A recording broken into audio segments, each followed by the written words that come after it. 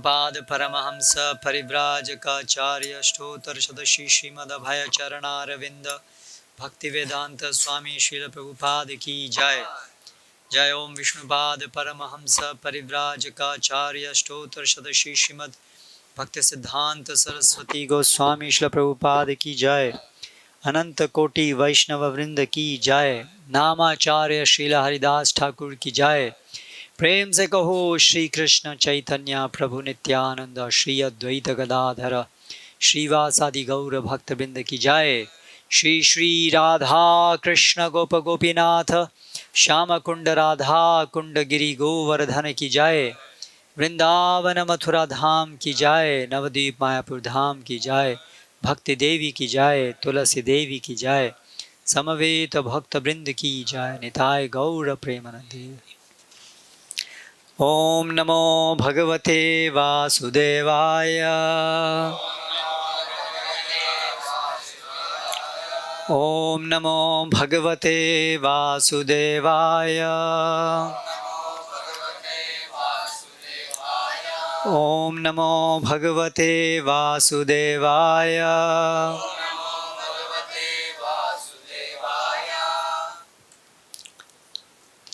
Shrimad Bhagavatam Canto 3, Chapter 31, The Movements of the Living Entities, Text 17. Dehanya deha vivare jatharagninaasrik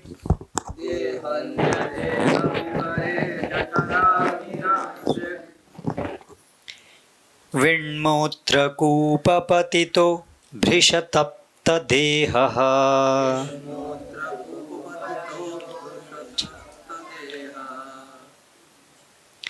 इच्छन्नितो विवसितुं गणयन् स्वमासान्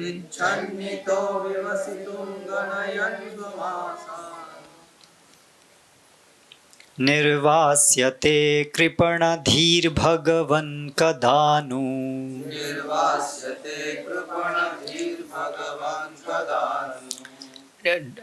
Everybody knows that we have the verse written here. You can just, some new people are there. శ్లోకము అక్కడ రాయబడింది, అందరూ దాన్ని చూసి చదవచ్చు. దేహన్య దేహ వివరే జఠరాగ్నినాశ్రిక్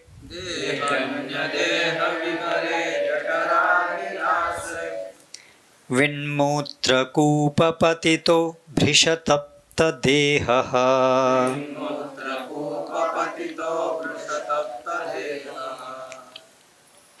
इच्छन्नितो विवसितुं गणयन् स्वमासान्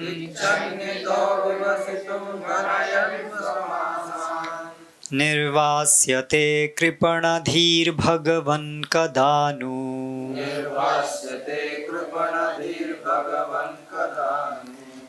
देहन्य देह विवरे जठराग्निनाश्रिक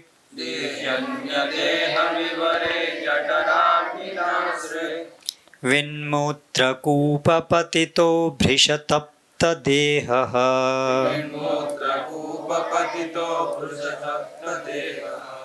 इच्छन्नितो विवसितुं गणयन् स्वमासान् निर्वास्यते कृपणधीर्भगवन् कदानु।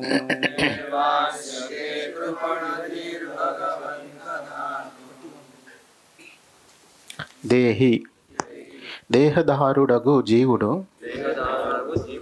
అన్యదేహ వేరొక దేహపు వివరే గర్భమున జఠర కడుపు నందలి అగ్నిన అగ్నిచే అశ్రుక్ రక్తము విట్ మలము మూత్రము కూప గుంట పతితః పడి భృష తీవ్రముగా తప్త సంతప్తుడై దేహః తన దేహము ఇచ్ఛన్ కోరుచు ఇతః ఆ ప్రదేశము నుండి వివసితుం బయటపడుటకు, గణయన్ లెక్కించుచు, స్వమాసాన్ తన మాసములు, నిర్వాస్యతే బయటపడగలను, కృపనధీ అల్పబుద్ధి కలవాడు, భగవన్ ఓ దేవా, కదా ఎప్పుడు ను నిజమునకు. భావము భాష్యము ఇచ్చినది అభయచరణారవింద భక్తి వేదాంత స్వామి ప్రభుపా. భావము: రక్త మల మూత్రకూపమగు తల్లి గర్భమునబడి ఆమె జఠరాగ్నిచే సంతప్తుడైన జీవుడు అచ్చట నుండి బయటపడ ఆతురుడై మాసములు లెక్కించుచు, హే ప్రభు, దుర్భాగ్యుడనగు నేను ఈ నిర్బంధము నుండి ఎప్పుడు బయటపడగలను అని ప్రార్థించుచుండును. భాష్యము: తల్లి గర్భమున జీవుని యొక్క అనిశ్చితమగు అస్థిరమగు పరిస్థితి ఇచ్చట వర్ణింపబడినది. శిశువు తేలియాడు ప్రదేశమున ఒక ప్రక్క జఠరాగ్ని వేడి ఉండగా మరొక ప్రక్క రక్త మల మూత్రములు ఉండును. 7 మాసముల పిదప శిశువు తాను నిలిచున్న ఘోర పరిస్థితిని అవగతము చేసుకొని భగవానుని ప్రార్థించును. మాసములను లెక్కించుచు ఆ నిర్బంధము నుండి బయటపడుటకు అతడు మిగుల ఆతుర చిత్తుడగును. నేటి నామమాత్రపు నాగరిక మనుజుడు ఈ ఘోర జీవన పరిస్థితిని పట్టించుకొనడు. ఇంద్రియ భోగార్థమై కొన్ని మార్లు అతడు కుటుంబ నియంత్రణ ద్వారా కానీ లేదా గర్భస్రావము ద్వారా కానీ శిశువును చంప యత్నించును. గర్భమందలి ఘోర స్థితి ఎడ సావధానులు కాక అట్టివారు మానవ జన్మను వృధా చేసుకొనుచు భౌతికత్వమందే కొనసాగుదురు. కృపనది అను పదము ఈ శ్లోకమున ప్రధానమైనది. ధీ అనగా బుద్ధి అని భావము. కృపణ అనగా పిసినారి అని అర్థం. అనగా బద్ధజీవనమునది కృపణ బుద్ధి కలవారికి లేదా తమ బుద్ధిని సరిగా ఉపయోగింపని వారికి మాత్రమే చెందినట్టిది. మానవ జన్మమున బుద్ధి వికసితమయ్యుండును కనుక జన్మ మృత్యు చక్రము నుండి బయటపడుటకై మనుజుడు దానిని వినియోగించుకొనవలెను. ఆ విధముగా చేయనివాడు పిసినారియే. అపారముగు సంపత్తి ఉన్నప్పటికీ వాడుకొనక కేవలము చూచుకొనుటకే దానిని దాచిపెట్టు వానితో అతనిని పోల్చవచ్చును.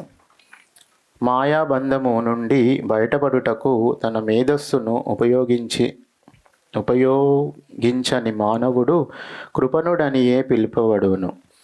అతని విరుద్ధమైన వాడు ఉదారుడు. మానవ మేధస్సును ఆధ్యాత్మికానుభూతికై వినియోగించడి కారణమున బ్రాహ్మణుడు ఉదారుడని పిలువబడును. జనుల లాభము కొరకై కృష్ణ భక్తిని ప్రచారము చేయుటకు అతడు ఆ బుద్ధిని వినియోగించు నందున ఉదారుడై ఉన్నాడు. ఓం జ్ఞానతిమిరాంధస్య జ్ఞానంజనశలాకయా చక్షురున్మీలితం येन తస్మై శ్రీగురవే నమః. శ్రీచైతన్యమనోభీష్టం స్థాపితం येन భూతలే స్వయం రూపకదా మహ్యం దదాతి స్వపదాంతికం. వందేహం శ్రీగురో శ్రీయుతః పదకమలం శ్రీగురూన్ వైష్ణవాంశ్చ శ్రీరూపం సాగ్రజాతం సహగణ రఘునాథాన్వితం తం సజీవం సాద్వైతం సావధూతం పరిజనసహితం కృష్ణచైతన్యదేవం శ్రీరాధా కృష్ణపాదాన్ సహగణ Lalitha శ్రీవిశాఖాన్వితాంశ్చ.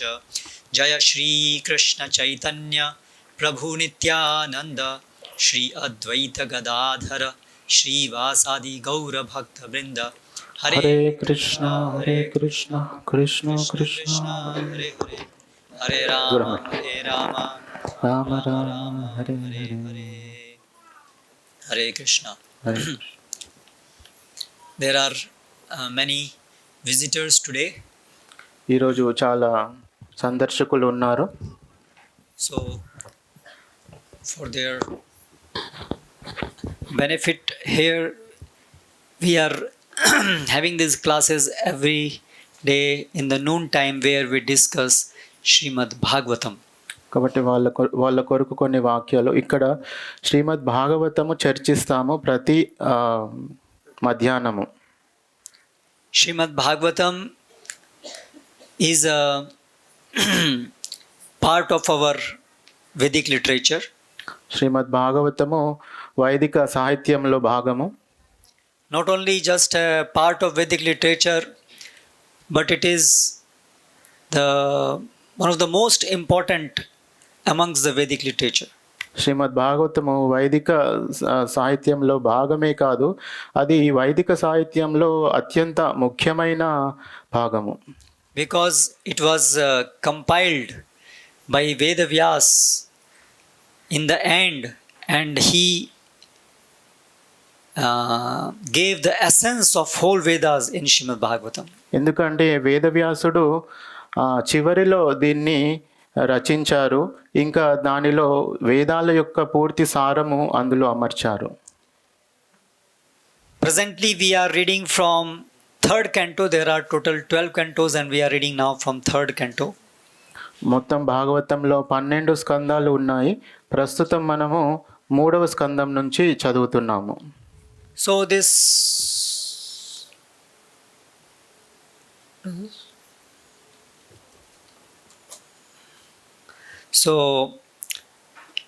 there are many narrations included in Srimad Bhagavatam which are very instructive. శ్రీమద్ భాగవతంలో చాలా చర్చలు మనం వింటున్నాము, అవి చాలా దాంట్లో మనం చాలా ఉపదేశాలు పొందవచ్చు. So the present discussion is between Bhagwan Kapil and his mother Devahuti. ఇప్పుడు మనం చర్చిస్తున్నది భగవంతుడైన కపిలుడు తన తల్లి అయిన దేవహూతికి చెప్తున్న వాక్యాలు. Though Kapil Muni, he is the son of Devahuti, but he is not an ordinary living entity. Kapila భగవానుడు ఇక్కడ దేవహూతికి తనయుడు, కానీ కపిల భగవానుడు సాధారణమైన జీవుడు కాదు. He is an incarnation. When I start speaking for some moments, because it's two together. Okay. So he is an incarnation of God himself. He is not an ordinary person like all of us. Kapila భగవానుడు అతను భగవంతుడి యొక్క అవతారము, మనలాగా సాధారణమైన జీవుడు కాదు. Having realized that, Mother Devahuti asks Kapil Bhagwan that how should I get out of this miserable material existence? Kapila భగవానుడు సాధారణ జీవుడు కాదని సాక్షాత్కారం పొందిన దేవహూతి కపిల భగవాను నుంచి అడుగుతున్నారు, ఈ భౌతిక జగత్తు నుంచి బయటపడడం ఎలాగా అని. While answering her questions, Kapil Bhagwan narrates how a living entity transmigrates from one body to another. Kapila భగవానుడు దేవహూతికి సమాధానం ఇస్తూ జీవుడు ఎలాగా ఈ శరీరాలు మారుతున్నారు అనే విషయాన్ని తెలియపరుస్తున్నారు. So that we can understand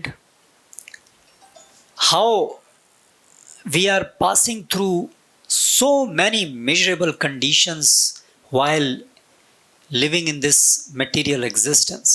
ఆ విధంగా మనకు ఈ విషయం అర్థమవుతుంది, ఈ భౌతిక జగత్తులో మనము ఎన్ని కష్టాలు పడుతున్నాము అని.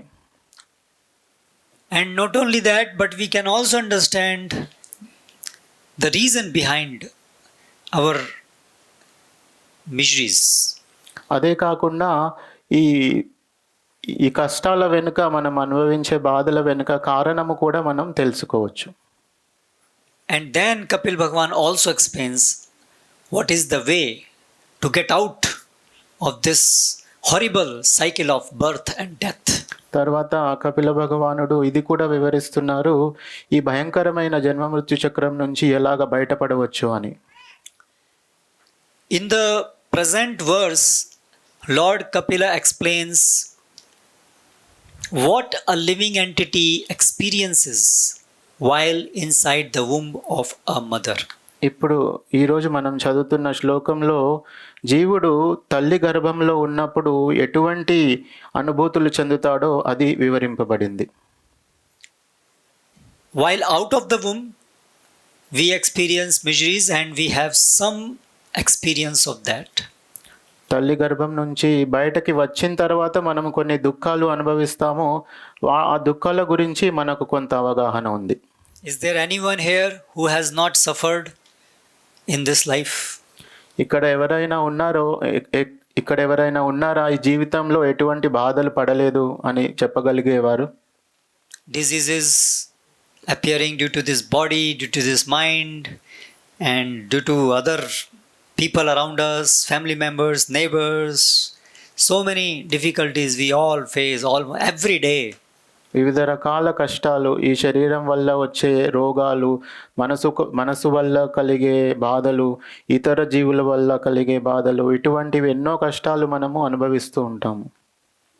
But there is a great potency in time that we forget gradually. As the time passes, we forget those experiences. కానీ కాలం యొక్క ప్రభావము, శక్తి వల్ల మనము పడిన బాధలను మనము మర్చిపోతూ ఉంటాము. So how much we suffered when we were in the womb, that we have no remembrance at all. మనము ఎంత కష్టం పడ్డామో తల్లి గర్భంలో ఉన్నప్పుడు దాని గురించి మనకు ఎటువంటి జ్ఞాపకం లేదు. Therefore Kapil Bhagwan is enumerating based on scriptural knowledge what happens to us when we are inside the womb of a mother. కాబట్టి కపిల భగవానుడు చెప్తున్నారు, మన తల్లి గర్భంలో ఉన్నప్పుడు మనం ఎటువంటి బాధలు ఉన్నాయో శాస్త్రానికి ఆధారంగా తీసుకొని వివరిస్తున్నారు. Here he says, Dehi anya deha vivare. Dehi means one who possesses the deha, the body. He is called Dehi. దేహి అంటే ఈ శరీరాని యొక్క అధిపతి, ఎవరైతే ఈ శరీరాన్ని కలిగి ఉన్నారు అని. So there are two things. One is body and one is the person who possesses that body. కాబట్టి ఇక్కడ రెండు విషయాలు ఉన్నాయి. ఒకటి శరీరము, ఇంకొకటి ఆ వ్యక్తి ఎవరైతే ఈ శరీరాన్ని దాల్చాడో.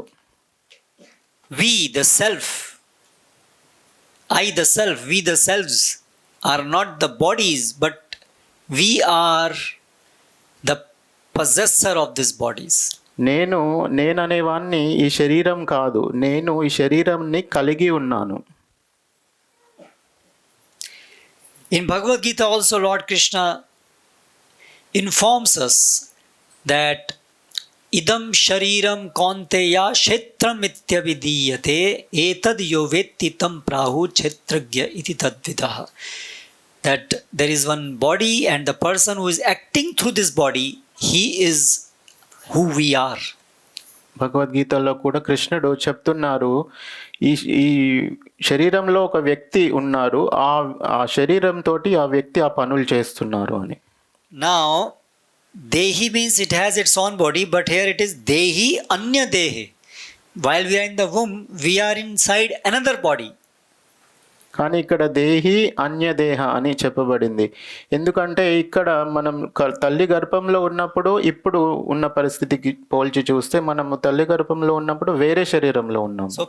So presently each of us, the soul, is covered by a body. ప్రస్తుతము ఆత్మలమైన మనము అందరము కూడా ఒక శరీరంతో కప్పబడి ఉన్నాము. When we are inside the womb, this body is also covered by another body. మనము తల్లి గర్భంలో ఉన్నప్పుడు కూడా ఈ మనము ఆత్మ అయిన మనము ఇంకొక శరీరంతో కప్పబడి ఉన్నాము. That is mother's body. అది తల్లి యొక్క శరీరము. Vivare, and we are inside the abdomen of that body. That is, we are inside the abdomen of our mother. మనము తల్లి యొక్క గర్భంలో ఉన్నాము, తల్లి యొక్క శరీరంలో ఉన్న గర్భంలో ఉన్నాము. Further it is said, Jathara Agnina. తర్వాత చెప్పబడింది జఠర అగ్నిన. By the fire inside that jఠర in the stomach, by that fire we are being scorched by that fire when we are inside the womb. తర్వాత ఇక్కడ చెప్పబడింది, తల్లి గర్భంలో ఉన్న జఠరాగ్నిచే మనము సంతప్తుడై ఉన్నాము. And we are situated in a kupa. Kupa means in a hole which is filled with srik, vin, mutra, that is blood, stool and urine. ఇంకా తర్వాత చెప్పబడింది, మనం ఒక రంధ్రంలో ఉన్నాము, అందులో రక్తము, మలము, మూత్రము వీటన్నిటితో నిండిన ఒక రంధ్రంలో మనము ఉన్నాము తల్లి గర్భంలో. So we pass a stool and we run away, but the child, the embryo is there, he is passing a stool, but he is continuing to be in that same place. మనము మలం విసర్జిస్తే ఆ ప్రదేశం నుంచి వెళ్ళిపోతాము, కానీ తల్లి గర్భంలో ఆ శిశువు మలం విసర్జిస్తుంది, కానీ అదే సంచిలో ఉండాల్సిన పరిస్థితి మలం ఉన్న చోటనే. And beyond that, there are many discharges into that womb from the mother's bodies also. అంతేకాకుండా తల్లి యొక్క శరీరం నుంచి కూడా గర్భంలోకి ఇంకా వేరే పదార్థాలు కూడా ప్రవేశిస్తుంటాయి. And the situation of the womb is in the abdomen near that, so that jaఠaragni, that digestive fire, that is also surrounding that, and that is scorching that whole place. ఇంకా ఆ తల్లి గర్భంలో జఠరాగ్ని అనేది దహింపజేసే అంత వేడిగా ఉంది. So it is said here, brisha tapta. Tapta is like is scorched by brisha, very strong heat. It is being scorched. బృష తప్త అంటే, బృష అంటే తీవ్రముగా, తప్త సంతప్తుడై అంటే తీవ్రమైన సంతప్తానికి గురి అవుచున్నాడు. His body, that is this body, our body, the embryo's body is being scorched by that heat, and that body is placed in that womb, in that stool, urine, etc. మన శరీరము అంటే తల్లి గర్భంలో ఉన్నప్పుడు మనకున్న శరీరము జఠరాగ్ని వల్ల చాలా సంతప్తుడై ఉన్నారు ఆ శిశువు. ఇంకా అది మలమూత్రము, రక్తము వీటితో నిండి ఉన్నది. Being situated in that very miserable condition, icchan itaha vivasitum, he is desiring to come out of this horrible place. అటువంటి భయంకరమైన పరిస్థితుల్లో ఉన్నప్పుడు ఏం కోరుకుంటున్నాడు ఆత్మ అంటే, అటువంటి ఆ పరిస్థితి నుంచి బయట ఎలా పడాలి అని కోరుకుంటున్నారు. So out of the 10 months that we are all inside our mother's womb, at around 7 months we get the consciousness, our consciousness manifests. 10 నెలలు మనం తల్లి గర్భంలో గడుపుతాము. ఆ 10 నెలలలో 7వ నెలలో మనకి చైతన్యం అనేది కలుగుతుంది. Once we become conscious, we start experiencing pain.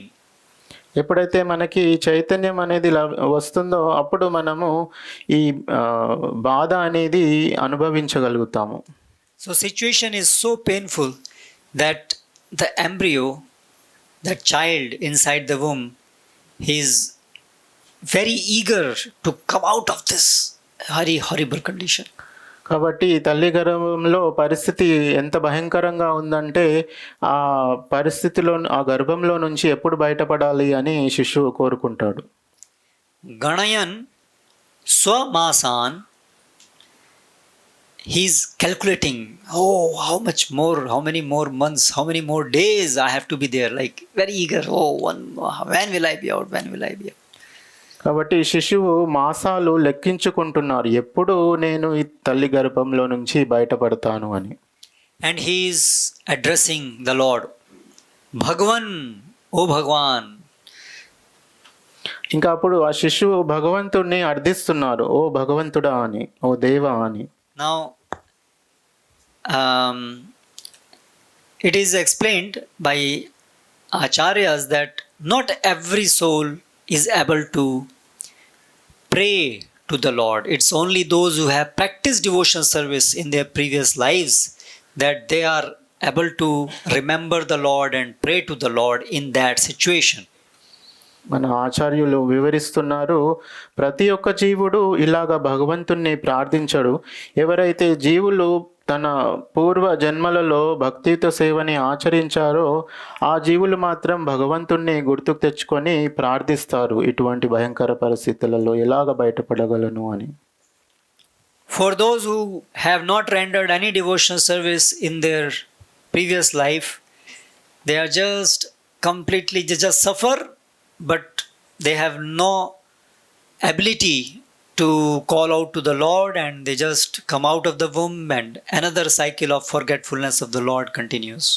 కానీ ఎవరైతే పూర్వజన్మలలో భక్తియుత సేవని ఆచరించలేదో వాళ్ళకి ఇంకా ఆ బాధని అనుభవించడం తప్ప భగవంతుడిని గుర్తుకు తెచ్చుకోవడం కానీ భగవంతుడికి ప్రార్థన చేయడం కానీ వాళ్ళు చేయలేరు. But a devotee soul, he is able to remember the Lord and pray, and he is requesting, when will I be out, when you will be kind enough to get me out of this situation. కానీ పూర్వజన్మలో భక్తిని ఆచరించిన ఆత్మ మాత్రం భగవంతుడికి ప్రార్థించగలుగుతాడు, ఈ పరిస్థితి నుంచి నేను ఎప్పుడు బయటపడతాను అని. So the whole point is that this is the purpose of human life. కాబట్టి దీని మొత్తానికి ఉద్దేశం ఏమిటంటే ఇది మానవ జీవితం యొక్క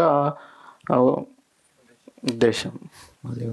We have to become eager to end for good all these miseries which come due to our being existing in this material world. కాబట్టి మనము ఈ భయంకరమైన భౌతిక జగత్తులో ఉన్న పరిస్థితుల నుంచి బయటపడడానికి మనము సంకల్పించుకోవాలి. Now we are sitting here very comfortably.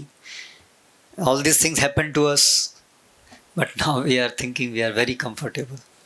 ఇక్కడ మనము చాలా సౌకర్యంగా కూర్చున్నాము, ఇవన్నీ మా బాధలు మనం కూడా పడి వచ్చాము, కానీ మనము సౌకర్యంగానే ఉన్నాము అని మనం భావిస్తుంటాము. It is going to happen again. ఇది మళ్ళీ కూడా మనకు అవుతుంది. And before that, many more miseries are going to come. అది అయ్యే కంటే ముందు ఇంకా ఎన్నో బాధలు మనం అనుభవించాల్సి ఉంటుంది.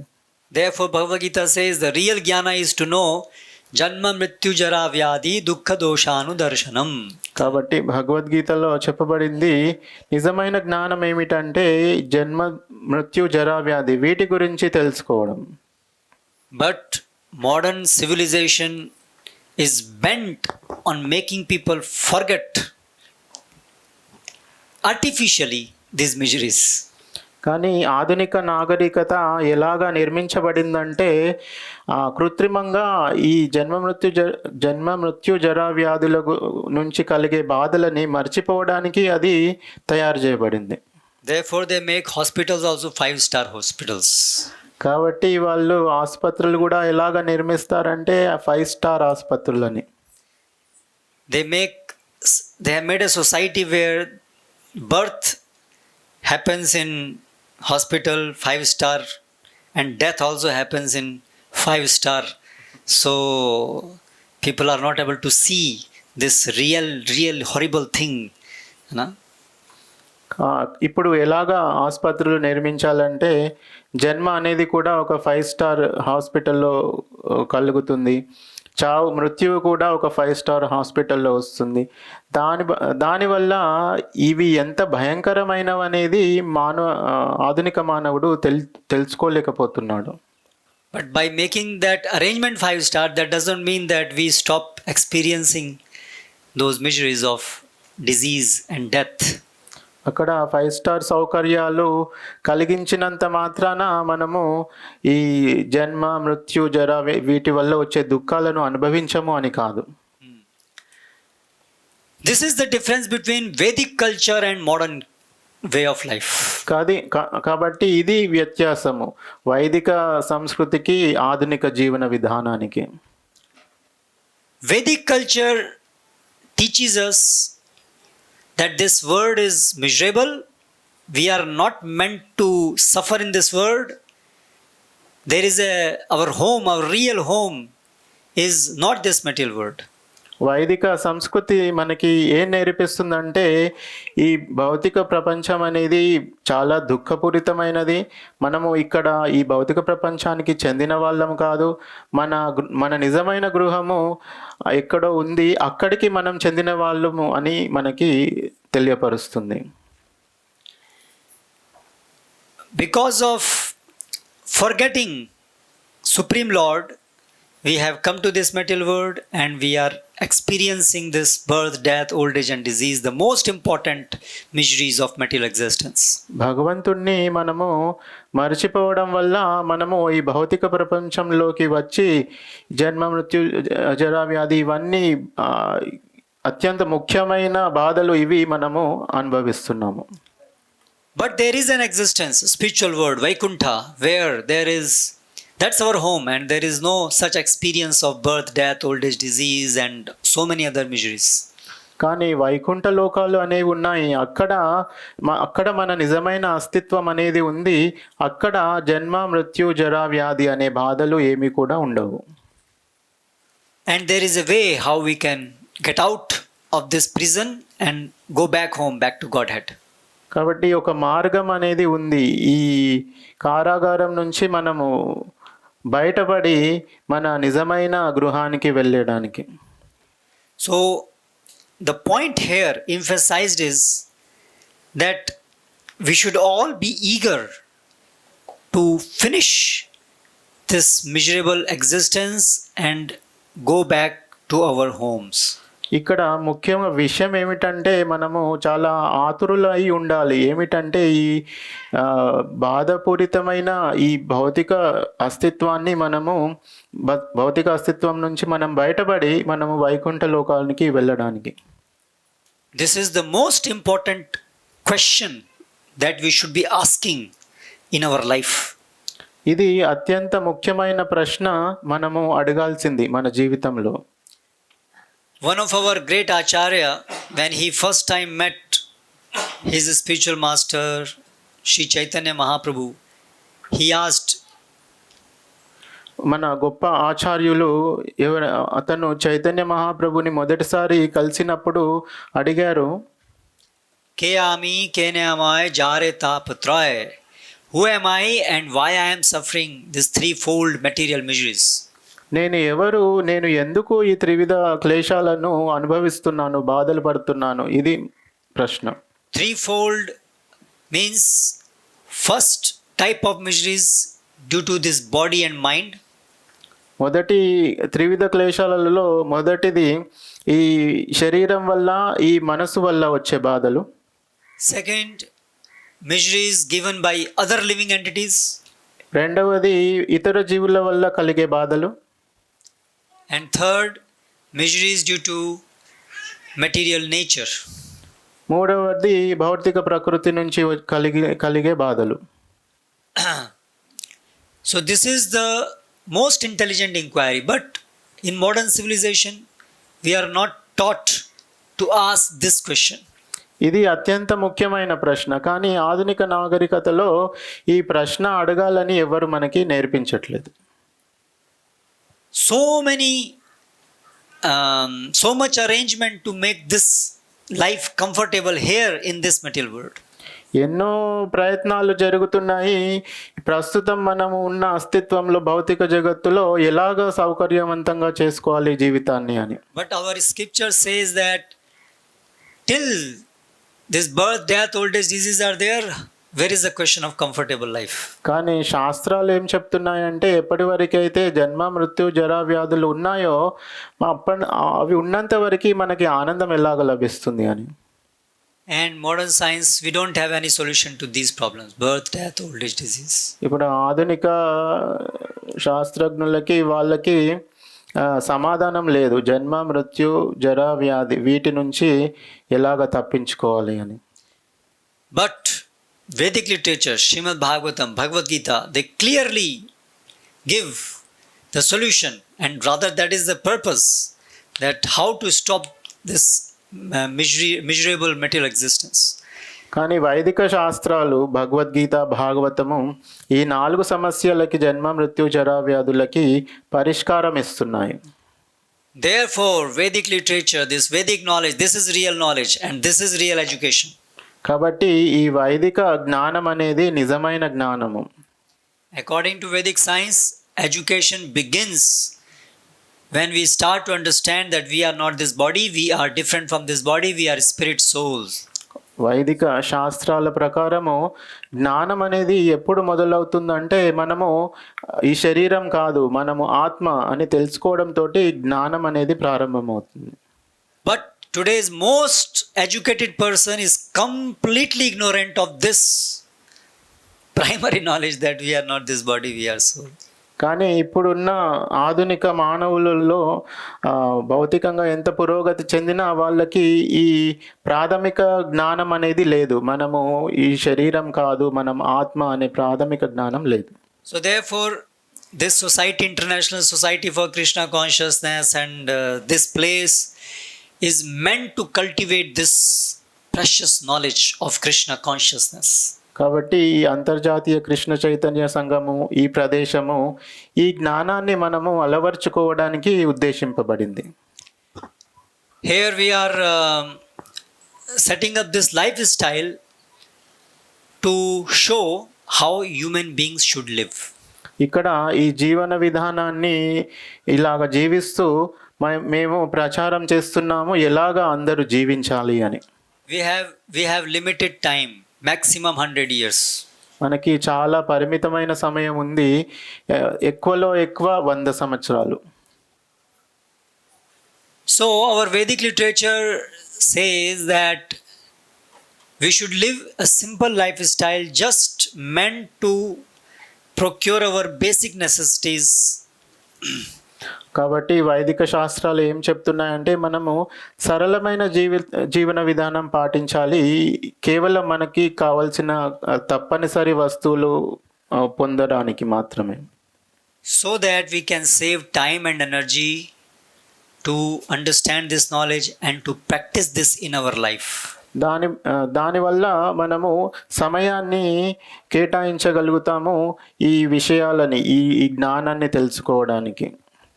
But everyone else in this world is teaching us, no need to read this, no need to study, but improve materially your stay in this world. కానీ బయట ప్రపంచంలో అందరూ కూడా ఇవన్నీ చదవాల్సిన అవసరం లేదు, ఇవన్నీ పాటించాల్సిన అవసరం లేదు, కేవలం మీ భౌతికమైన సౌకర్యాలని పెంపొందించుకోండి అని మాత్రమే బోధిస్తున్నారు. Especially for the last 300-400 years, there has been special effort through science to improve our life standard. ముఖ్యంగా 300-400 సంవత్సరాల క్రితం నుంచి ప్రత్యేకంగా ఈ విషయం పైన సౌకర్యాలని పెంపొందించుకోవాలి అనే మార్గంలో ప్రయత్నాలు చాలా ఎక్కువగా అయ్యాయి. We have improved our lifestyle to such an extent that we cannot even drink water directly. We have to have a machine to first purify. We cannot breathe the air directly. For that also we need a machine. That much we have improved our lifestyle. మనము ఎంత పురోగతి చెందామంటే నేరుగా నీళ్లు తీసుకోకుండా మనకి నీరు కావాలంటే కూడా ఒక మెషిన్ అవసరం పడుతుంది. We have so much improved our lifestyle that whatever we are eating is creating cancer in us. మనము ఎంత పురోగతి చెందాము మన జీవన విధానంలో అంటే మనము ఏదైనా ఆహారం తీసుకున్నా కూడా దానివల్ల మనకి క్యాన్సర్ వస్తుంది. So it is not actually difficult to understand that this whole modern society is misdirected. కాబట్టి ఇదేమి ఎక్కువ కష్టమైన విషయం కాదు అర్థం చేసుకోవడానికి. ఈ ఆధునిక జీవన విధానం అంతా కూడా తప్పుదోవ పట్టింది అని. The most important defect of this modern civilization is that it is godless. అత్యంత ముఖ్యమైన విషయము ఈ ఆధునిక జీవితంలో తప్పుద్రోవ పట్టడానికి ఏమిటంటే భగవంతుడు రహితంగా అవ్వడం. Therefore, whatever they do is without any reference to God's orders on how we should live. కాబట్టి ఆధునిక జీవన విధానంలో ఏది కూడా భగవంతుడి యొక్క ఆజ్ఞ మేరకు జరగట్లేదు. And because of that, they have made the goal of life to be artificially improve our living condition here in this material existence. కాబట్టి వాళ్ళ జీవిత లక్ష్యం ఒకటే అయింది, ఏమిటంటే కృత్రిమంగా భౌతిక సౌకర్యాలను పెంపొందించుకోవడం. But God says, Dukhalayam Shashvatam. Life conditions in this world cannot be improved. కానీ భగవంతుడు చెప్తున్నారు, దుఃఖాలయం అశాశ్వతం. మన జీవన విధానాన్ని, మన జీవన పరిస్థితులన్నీ భౌతిక ప్రపంచంలో మనము వృద్ధి చేసుకోలేము. It is useless to search water in desert. మనము ఎడారిలో నీళ్ళ కోసం వెతకడం అనేది ఈ సమయం వృధా చేసుకోవడం మాత్రమే. It is not useless to search water.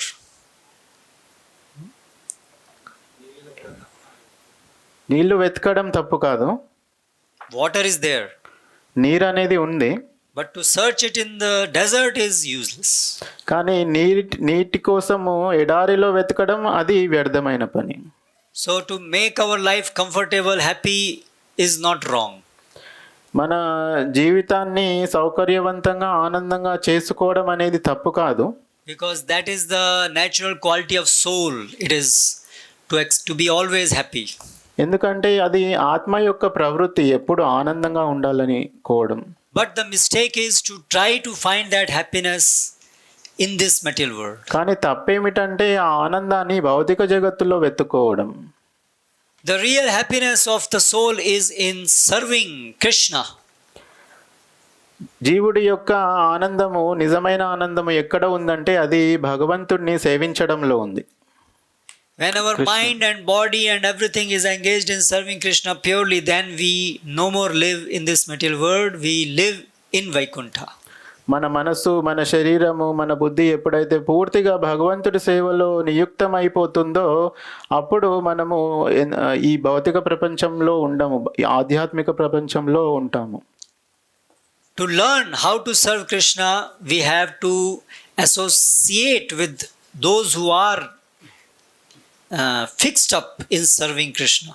భగవంతుడి సేవ చేయడము ఎలాగ నేర్చుకోవాలంటే ఆల్రెడీ భగవంతుడి సేవలో పూర్తిగా స్థితులై ఉన్న వారితో మనము నేర్చుకోవాలి. And in their association, learn how to perform bhakti, devotional service unto Krishna. వాళ్ళ సాంగత్యంలో మనము భక్తియుత సేవ ఎలా ఆచరించాలి, కృష్ణుడికి ఎలాగ సేవ చేయాలనేది నేర్చుకోవాలి.